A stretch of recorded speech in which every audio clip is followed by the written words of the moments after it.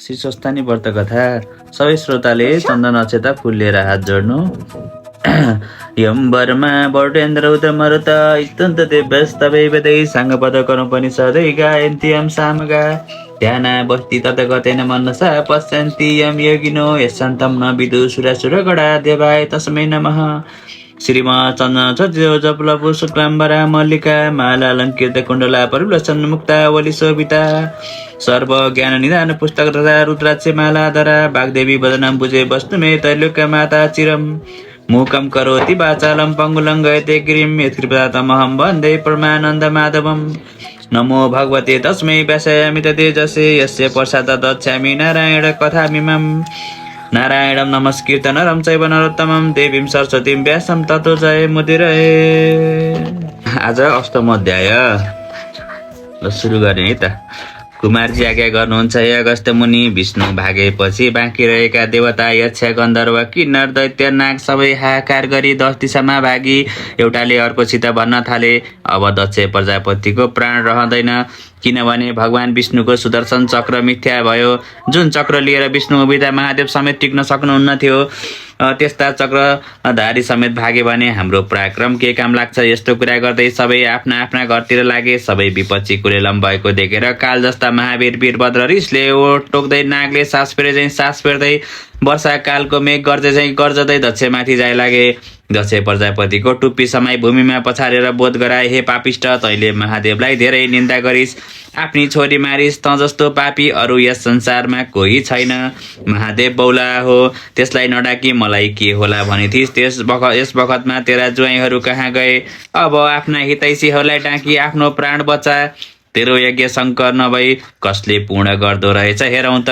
अब तँलाई पनि यस यज्ञमा होम गर्नको लागि हामी सबैलाई सन्तोष होला भनेर बुझाएर दक्ष प्रजापतिको शिर काटेर यज्ञमा होमिदिए। यसरी दुष्ट संहार गरेको देखेर महाकाली नन्दी भृङ्गी चतुष्टी योगिनी भूत प्रेत पिशाचहरूले एकै स्वर गरेर धन्य धन्य वीरभद्र शिवनन्दक दक्षको नाश गर्यौ। हे वीर, तिमी समान बलियो त्रिभुवनमा हुन दुर्लभ छ भन्दै नाच्न गाउन थाले। हे ऋषि, बिरणीले आफ्ना स्वामी दक्ष प्रजापतिको वध भएको देखेर धैर्यलाई थाम्न नसकी आँधीले केराको थाम ढलाए झैँ भुइँमा ढली मूर्छा परिन्। एकैछिनमै चेष्टा भयो र आँखाबाट अविरल धारा आँसु बगाउँदै भन्न थालिन्, हे स्वामी, मलाई अनाथ तुल्याई तिमी कता गयो? जगदीश्वर महादेवको निन्दा गरी यज्ञमा नडाक्दा तिम्रो प्राण गयो। मेरो यो अवस्था भयो। यस्तै अनेक तरहका शोक र विलाप गर्दै वीर शिरोमणि वीरभद्रसित बिन्ती गरिन्, हे ईश्वर, दक्ष प्रजापति अज्ञानी अहङ्कारी पनि हुन्, तिनलाई ज्ञानको चेष्टासम्म छैन। त्यस्ता मूर्खलाई नाश गरेर तपाईँको के नाम चल्ला? मलाई विधवा नतुल्याई मूर्ख दक्षलाई बचाई मेरो उद्धार गर। वीरभद्र, आफैले सृष्टि गरेर आफैले संहार गर्नु योग्य होइन। तिमी कस्ता भने? सृष्टि स्थिति संहारकर्ता महारुद्र पनि तिमी, ब्रह्मा विष्णु शङ्कर पनि तिमी, आदि अनादि सब तिमी नै हौ। हे भक्तका प्यारा वीर, मेरो मुख हेरेर पतिको सबै अपराध मूर्ख जानी क्षमा गरी पतिदान देऊ। बिरणीको यस्तो विलाप सुनेर इन्द्रादि देवताले आकाशबाट फूल वर्षाएर हे वीरभद्र, दक्ष प्रजापतिलाई बिउताई बिरणीलाई सन्तोष दिनु हवस् भनेर आकाशवाणी भयो।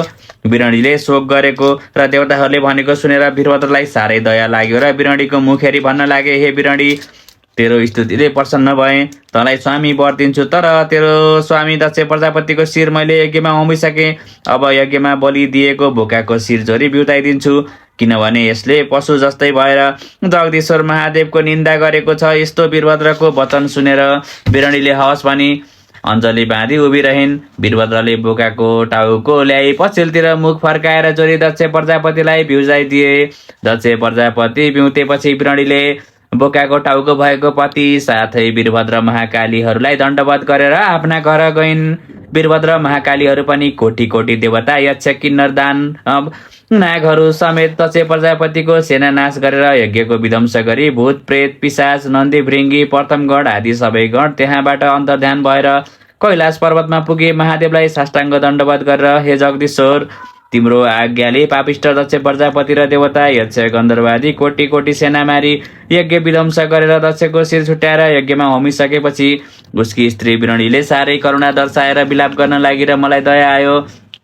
अनि यज्ञमा बलि दिएको बोकाको टाउको पछिल्तिर मुख फर्काएर जोडी दक्ष प्रजापतिको जीवनदान दिएर आए भनेर बिन्ती गरे। तब महादेव खुसी भएर भन्नुभयो, हे वीरभद्र महाकाली, तिमीहरू धन्य रहेछौ। म सन्तोष भएँ भनेर तिनीहरूलाई आफ्नो शरीरमा लीन गराए। हे अगस्त्य मुनि, त्यहाँ उपरान्त महादेवले आफ्नी प्यारी सतीदेवीलाई सम्झी दक्ष प्रजापतिको यज्ञशालामा प्रवेश गरेर यज्ञ कुण्डमा निष्प्राण सुतिरहेकी सतीदेवीलाई त्यहाँबाट झिकेर आफ्नो काखमा सुताएर तिनै आँखाबाट आँसु खसाली। हा सतीदेवी, कैलाश शून्य तुलाई मलाई एक्लै यस्ता अवस्थामा पारेर कता गयो भनी धैर्य छोडी भैमा ढली मूर्छा भए। केही बेरमा चेष्टा भयो र हे प्यारी, अब मैले बाँच्नु व्यर्थ छ। मलाई एकछिन पनि नछाडी मेरा अगाडि बसी मैले भनेका कथाहरू सुनिरहन्थ्यौ। अब म कसलाई सुनाउला? मैले भनेको नमान्दा तिम्रो यस्तो अवस्था भयो। अब म कसलाई के भनौँ भनेर मुड्कीले छाती ठोक्दै आँखादेखि बलिन्द्र धारा आँसु बगाउँदै फेरि भन्नुहुन्छ, विष भाङ धतुरो मेरो स्वामीले खाने वस्तु हो भनेर हित भावले रक्षा गरेर राख्दथ्यौ। अब ती सबैको रक्षा को गरिदेला? फेरि बाहिर गएर आउँदा हातमा कमण्डलु लिएर मेरा पाउ धुन चाँडै आउँथ्यौ। अब को धोइदेला? हे प्यारी सती, तिमी नभए मेरो यो चित्त कसरी दृढ भएर रहला भन्दै कहिले काखमा लिने, कहिले अङ्कमाल गर्ने, कहिले छातीमा टाँस्ने, कहिले सतीदेवीको हात आफ्ना छातीमा राख्ने, कहिले मुहाई खाने, कहिले रुने, यस्तै अनेक तरहका शोक र विलाप गर्दै सतीदेवीको मृत शरीर पीठमा बोकी बौलाहा जस्तो भएर पृथ्वीमा भ्रमण गर्न थाले। महादेवले पीठमा बोकेको हुँदा सतीदेवीको अङ्ग गलित र दुर्गन्ध समेत भएन, निदाए जस्तो भएर शिवका पीठमा रहिरहन्।